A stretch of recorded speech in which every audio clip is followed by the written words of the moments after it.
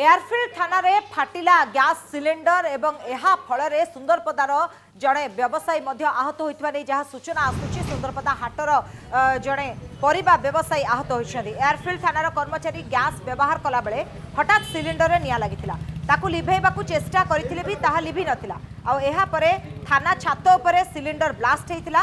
आ मात्र किछि सेकेंड रे सुंदरपदा हाटरे पड़िला सिलेंडर रो भग्नांश। एही समय परिबा व्यवसायी रंजन साहू देहरे माड़ होइतिला सिलेंडर। आ केही किछि बुझिबा पूर्वरु ही परिबा व्यवसायी रंजन रक्ताक्त होई पड़िथिले। संगे संगे कैपिटल हॉस्पिटल पहुंची प्राथमिक चिकित्सा करागला। आ परवर्ती समय एक घरोई डाक्तरखाना रे तांकू भर्ती करा जाई चिकित्सा करा जाउछि। फोन करिबारु हमें आसिलु फोन करिबारु आसिछु कि किछि कहलेनी खाली कहले कोन बाण फुटिला आउ हम खाली हाथ रे बाजिछि बोली कि आसी टिके देखा करबा को छाड़ू नहंदी।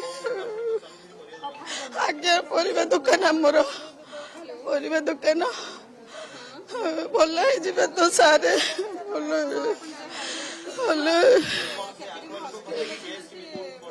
जानी नु आमे घरे थिलु सर खाली कहले कि आपण 6 नंबर आसी पहुंचंतु आउ कोन बाण फुटिला कि कोन कहले आमे तो दौड़ी के आसीचु मा पुओ दी जण नाइ पाइनु सर किछि पाइनु से सब किछु।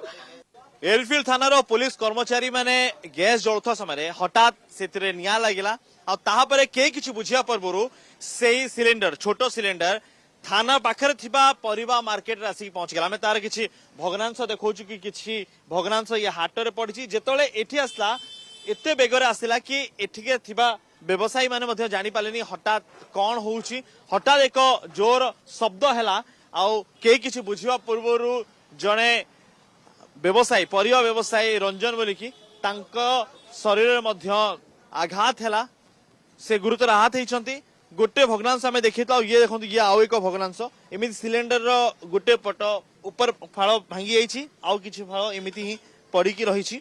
एठी जो माने भी दुकानी थिले जो माने व्यवसायी थिले से माने मध्य छानिया हो जाइए कि कौन होइछि आपण थिले तले आज्ञा कौन हैला बहुत दौड़ भूस किना हला आबाद माने बम बम ठु आउरी जोर मु तांगा बाहर थिली एडी छिड़ा दिल तांगा हातडा एडू कटिगिरी फाटी गला एकाधरी आपण थिले थाना को जेतबेले आमे माने गलु थाना वाला कहले तमे काहे कि एठी की आछो याडे काहे आछो तमे एया कहि कि हम घोडे देले हम लास्ट थाना रो पळि आसी ते भय लागिला से समय भिडियोटा देखो वीडियो मध्य देखौचंती जने ए पाखरे थिवाले किमे थाना छातो उपरे लागिता। अच्छा एमिति असुरक्षित भाव रे रोसे होतला तार समस्या आपण माने भगिथांते। हाँ निश्चिंत जने तो गुरुतर हेले जड़े गुरुतर है सब स्टाफ जदि पुलिस ये करेंगे तो आम कौन करूँ। पुलिस भ्यान आसते सेठी ठिया गहल किंतु प्रबल होता तथापि पळेले टोटल आसिलानी पचारे आपण ना ना किछि काउ पचारनी से तो जेतले निया लागि साला सेपटे तो छात ऊपर धौथिले से जेतले फाटी गला जेतले केस बोले से छात ऊपर धुआ चलतला। सिलेंडर केमिति आसिला कौन हैला के किछि बुझिया पूर्व ही एठी अघटन एठै माड हैला एई सेठै पइला एई सेठी खोल पड़िछि आउ गोटा जोटा उड़ीकी गला किछि आमे जानि पाइलुनी कोन उड़ीकी गला हाथ रे बाजिला परे आमे जानिलु जे टांकी माड हैला।